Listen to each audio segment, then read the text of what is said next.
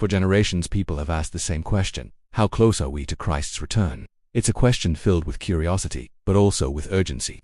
Because if Jesus really is coming back, then it matters not just someday, but today. The Bible makes one thing very clear: Jesus will return.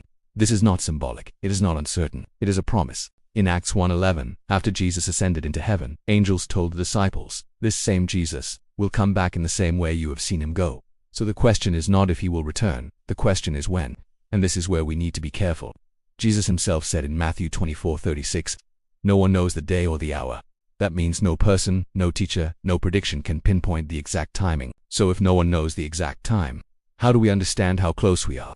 The Bible gives us something important: signs, not dates. Jesus described what the world would look like leading up to his return. He spoke about wars and rumors of wars, nations rising against nations, natural disasters, lawlessness increasing, love growing cold. When we look at the world today, it's easy to see many of these things happening. But here's the key: these signs are not meant to create panic. They are meant to create awareness. Jesus said these are like birth pains. They tell you something is approaching. Another sign the Bible speaks about is the spread of the gospel to all nations before the end comes. Today, through technology and global communication, the gospel is reaching places it never has before. This doesn't mean the end is tomorrow, but it does mean we are moving forward in God's timeline. The Bible also speaks about a growing spiritual divide: truth and deception, faith and rejection. As time goes on, this divide becomes clearer.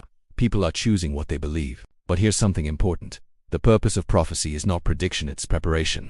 Jesus didn't give these signs so we could guess the date. He gave them so we would be ready. In Matthew 24:42, he said, "Keep watch, because you do not know on what day your Lord will come." That means the focus is not on figuring out when, but on being prepared whenever. So what does it mean to be ready? It means living with an eternal perspective, not just focused on temporary things, but on what lasts forever. It means staying faithful, continuing to trust God, even when life feels ordinary. It means not being distracted. The Bible warns that people will be caught up in everyday life, eating, drinking, working, living without awareness of what's coming, not because those things are wrong, but because they can become everything. And when that happens, we lose sight of eternity. Being ready also means having a real relationship with Christ, not just knowing about him, but knowing him, because when he returns, that relationship is what matters most. Now here's the truth that brings both urgency and hope: we are closer today than ever before. Every day that passes brings us one step closer. But that has been true for every generation.